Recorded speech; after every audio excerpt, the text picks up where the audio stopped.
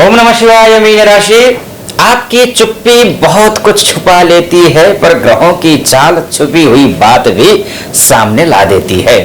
15 जुलाई से 30 जुलाई तक घर, बच्चे और हेल्थ पर ध्यान रखिए, क्योंकि इस बार छोटी लापरवाही बड़ा मोड़ दे सकती है। क्योंकि आपने थंबनेल में देखा होगा, 15 से लेकर 30 जुलाई मीन राशि पूरा खेल बदलने वाला है। मैं ऐसा क्यों कह रहा हूं? क्योंकि मीन राशि के लिए 15 से 30 जुलाई तक असर 3 जगह साफ साफ दिखेगा।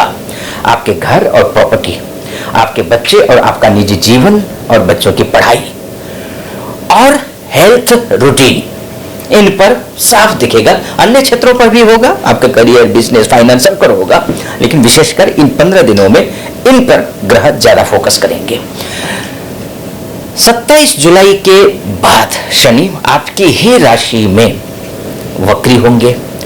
डिसीजन, शरीर, कॉन्फिडेंस पर सीधा असर पड़ेगा। सबसे पहले बुध को समझिए, क्योंकि बुध इसलिए समझना जरूरी है, आपकी राशि से चतुर्थस्थ है और चतुर्थस्थ तो है ही, लेकिन ये सप्तमेश भी है, वक्री है। चतुर्थस्थ होना केवल मायने नहीं रखता है, ये वक्री है, ये अस्त है। और चौथा भाव क्या है, चतुर्थ भाव क्या है? वो आपका घर है, वो आपके माताजी हैं, वो प्रॉपर्टी है, वो व्हीकल है, वो रेंट है, वो रिनोवेशन है, वो रेजिडेंस है। और आपके मन की जो शांति होती है वो यहीं से देखा जाएगा। और उसमें बुध अपने घर में बैठे हैं, अस्त हो जाएंगे, वक्री हो जाएंगे। कब से कब तक? ये पहले से चल रहे हैं, लेकिन 24 जुलाई तक ये ऐसा ही रहेंगे। चूंकि ये वीडियो 15 से बन रहा है, तो मैं 15 से 24 के बीच में बात करूंगा। तो ये आप घर से जुड़ा कोई पुराना मामला फिर से उठेगा, क्योंकि वक्री है, अस्त है, डिले हो सकता है लेकिन उठ सकता है। प्रॉपर्टी हो, प्रॉपर्टी पेपर हो, रेंट एग्रीमेंट हो, व्हीकल एक्सपेंसेस हो, रिनोवेशन हो, घर बदलने की बात हो, माताजी का हेल्थ हो, या फिर फैमिली में कोई दबा हुआ मुद्दा एकदम से उभर करके सामने आ सकता है। यहां गलती आपसे एक बात को लेकर के होगी। वो बात कौन सी है? वो बात है भावुक होकर के फैसला लेना। वैसे भी मीन राशि है आप, भावुक तो आपका नेचर में है, भावुकता। घर की बात में तुरंत रिएक्शन मत दीजिए। प्रॉपर्टी हो या रेंट में बिना पेपर देखे भरोसा मत कीजिए। व्हीकल या फिर रिनोवेशन में बजट के बिना कमिटमेंट मत कीजिए, फंस सकते हैं। पैसे की दिक्कत बाद में, शुरुआत तो कर दी लेकिन पैसे बाद में अरेंज करना मुश्किल हो जाएगा। इस समय जो बात छोटी लगेगी वही आगे खर्चा या फिर टेंशन बना सकती है। इसलिए घर के मामले में भावनाएं नहीं, वेरिफिकेशन चाहिए आपके लिए। बस ये नीति अपनाइए जो नीति मैं बताने जा रहा हूं। सहसा विदधीत न क्रियामविवेकः परमापदाम पदम, अर्थात बिना सोचे किया गया कार्य बड़े परेशानी का कारण बन सकता है।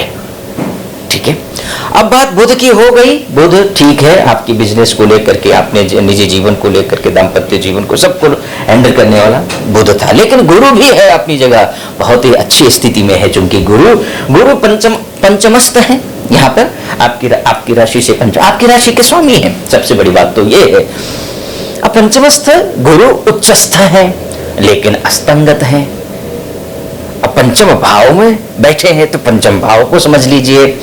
फिर अब संतान का भाव है, यो आपके लव लाइफ का यानी कि निजी जीवन का भाव है, आपके पढ़ाई का भाव है, एग्जाम का भाव है, बुद्धि का भाव है, क्रिएटिविटी का भाव है, ये प्लानिंग का भाव है, ये इन्वेस्टमेंट का भाव है। गुरु शुभ संकेत दे रहे हैं, लेकिन गुरु अस्तंगत है।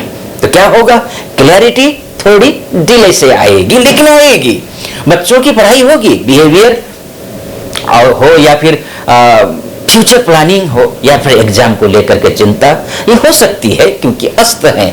लेकिन चिंता ज्यादा मत कीजिए, मेहनत कीजिए और सही दिशा पर चलिए तो सब कुछ ठीक होगा। आपके निजी जीवन में कोई बात दिल को छू सकती है, लेकिन तुरंत भरोसा करना भी ठीक नहीं होगा, ये भी आपको समझना पड़ेगा। 16 जुलाई के बाद सूर्य भी पंचमस्थ हो जाएंगे।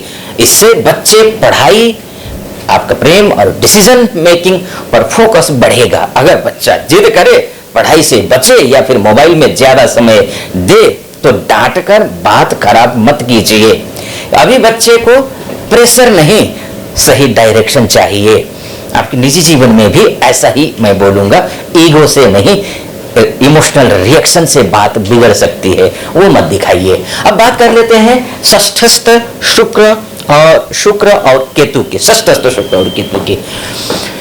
शुक्र, षष्ठस्थ शुक्र अब आपका हेल्थ को लेकर, षष्ठ भाव हेल्थ को लेकर के, रोग को लेकर के, ऋण को लेकर के, शत्रु को लेकर के, कंपटीशन को लेकर के और ऑफिस प्रेशर को लेकर के, स्टाफ और डेली रूटीन को लेकर के ये भाव बैठा हुआ है। इसी भाव से देखा जाता है। अब यहाँ छोटी लापरवाही बड़ा असर दिखा सकती है। तो ऑफिस में कोई पेंडिंग काम हो, स्टाफ स्टेज हो, क्लाइंट कंप्लेंट या फिर वर्कलोड बढ़ सकता है। हेल्थ में शुगर की समस्या अगर रहती है, आपको बीपी है या डाइजेशन प्रॉब्लम्स है, एसिडिटी की प्रॉब्लम है, स्किन से संबंधित प्रॉब्लम है, आपको अनिद्रा की समस्या हो आपके पास या फिर स्ट्रेस ज्यादा बनता हो, तो इग्नोर मत कीजिए, ध्यान दीजिए। ग्रह कह रहा है, शरीर कह रहा है, शरीर को इशारे को समझिए और उस पर अमल करिए। इसलिए उद्यमेन हि सिद्ध्यन्ति कार्याणि न मनोरथैहि, अर्थात काम केवल सोचने से नहीं प्रयास से पूरे होते हैं। इसलिए मीन राशि वालों कल से रूटीन सुधारेंगे। ये वाली जो सोच है ना, छोड़नी होगी आपको। अभी से नींद पूरी लीजिए, अभी से भोजन पर्याप्त मात्रा में, मतलब अच्छा डाइट लीजिए, हेल्दी डाइट लीजिए, दवा टाइम पर लीजिए, एक्सरसाइज कीजिए, काम का डिसिप्लिन ठीक करना होगा आपको। फिर 27 जुलाई से शनि वक्री होंगे, उससे वो अलग कहानी है, उसके लिए अलग से मैंने वीडियो बनाए, चैनल पर देखिए, आपको मिल जाएंगे। और हाँ, आप यहाँ तक पहुंचे, एक बात कहूंगा मैं आपको, ये सब के लिए है। इस धरती पर रहने वाले जितने भी मीन राशि के जातक हैं, सब के लिए है ये फलादेश। लेकिन आपकी कुंडली अलग क्या कह रही है, कैसे ग्रह हैं, संघर्ष करते आए हैं, क्या भविष्य में भी संघर्ष है, क्या कुछ होने वाला है, तो कैसे कैसे ग्रह बैठे हैं, सब कुछ अगर जानना चाहते हैं मुझसे, तो आप नीचे नंबर है, उस नंबर पे कॉल कीजिए, व्हाट्सएप कीजिए।